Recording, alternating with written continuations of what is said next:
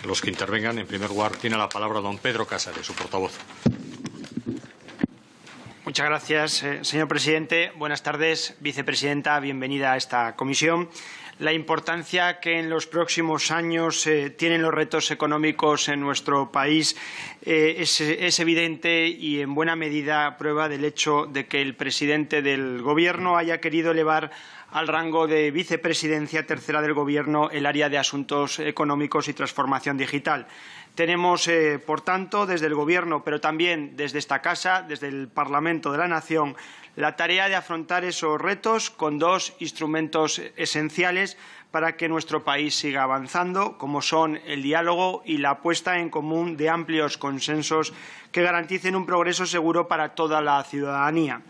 Antes de continuar, señora vicepresidenta, también quiero desearle aciertos y éxitos, como el resto de portavoces de esta comisión, al frente de esta tan importante área económica, porque su buen hacer, su capacidad de trabajo y esa voluntad de sumar todos los factores vendrá el avance de la consolidación de España como un país con un desarrollo y una transición más justa de nuestro modelo económico y productivo. En la exposición de los objetivos y las líneas que se marca el Ministerio, que ha descrito hoy de forma seria, rigurosa, detallada y responsable, ha descrito muy bien la situación actual y esos desafíos tan importantes que tenemos en este escenario global tan complejo y con muchas incertidumbres en lo económico, pero también en lo político. Compartimos el marco que ha planteado y creemos desde el Grupo Parlamentario Socialista que es positivo para España, pero sobre todo para los españoles y las españolas, que la vicepresidenta económica tenga claro que el horizonte de sostenibilidad y progreso económico debe ir siempre de la mano de la justicia social y la equidad. Y creemos también que es muy positivo que usted esté al frente de la Comisión Delegada para Asuntos Económicos. La consolidación de las cuentas públicas, la reducción del déficit, de la ratio de deuda pública, la disminución de la tasa de paro, la creación de empleo y la lucha contra las desigualdades son las máximas de este Gobierno y creemos que son oportunas en los tiempos que nos está tocando vivir. Los datos de la gestión muestran la confianza de los mercados internacionales en la economía española y en sus perspectivas. España sigue creciendo de forma robusta, en tanto que crece de una manera más equilibrada que lo hacía en el pasado, y todo ello en un contexto global, se ha dicho aquí, de desaceleración.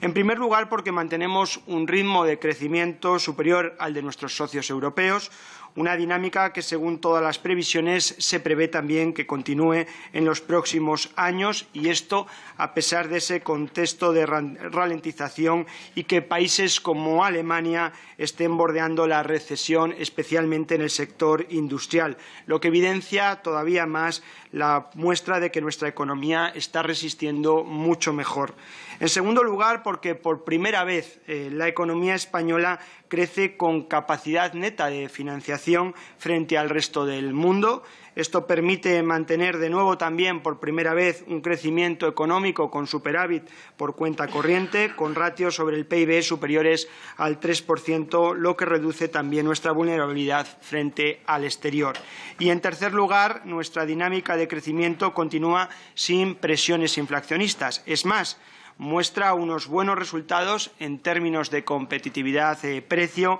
que no se ha visto afectada por la subida del salario mínimo interprofesional del 22% en 2019, pese al apocalipsis, lo hemos escuchado muchas veces, que habían vaticinado las derechas.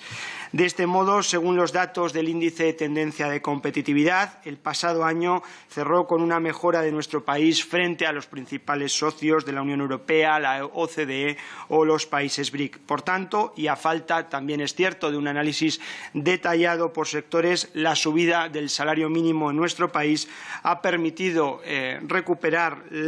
e impulsar los salarios, incentivando así la demanda interna sin afectar, como se ha visto, a la competitividad en el exterior. Y, en cuarto lugar y por último, la recuperación de los salarios, apoyada precisamente en esa subida del salario mínimo de 2019 y también de nuevo en 2020, con acuerdo de los agentes sociales, resulta compatible con la creación de empleo, Así, en 2019 se ha producido un aumento anual de más de 400.000 ocupados, según los datos de la EPA, y también se ha reducido el paro en más de 112.000 personas en el último año. En este contexto, el Gobierno se ha marcado 3 objetivos de legislatura que plenamente compartimos: desarrollar esas reformas estructurales, vicepresidenta, avanzar en la transición ecológica de nuestro modelo productivo y de la economía para que nuestro país avance hacia ese futuro social y económicamente sostenible e inclusivo. Y es nuestra labor como diputados y diputadas en esta Cámara acompañar ese impulso a lo largo de los próximos años, también con acción parlamentaria y legislativa. España es un país serio y riguroso, comprometido con la disciplina fiscal y la gestión de los fondos públicos, algo que, por cierto, este Gobierno ya ha demostrado durante los últimos 20 meses. Pero es importante, a nuestro juicio, que ese desarrollo abarque el conjunto de las políticas públicas a poner en marcha, especialmente en materia laboral, que nos permita crear empleo estable y de calidad, acabando de forma progresiva con empleos precarios, temporales, parciales, que condicionan tanto la vida de la gente y, evidentemente, con ello su capacidad económica y la contribución al progreso de este país. Y creemos que debe hacerse precisamente reforzando ese diálogo social, siendo también importante esforzarse en mayor inversión en innovación, en ciencia, impulsando la educación, la formación profesional y ese gran impulso que se le quiere dar al Gobierno, que es la digitalización de nuestro país, sin que nadie se quede atrás. Y, por otra parte, que ese desarrollo se produzca también en el marco de las instituciones europeas y comunitarias,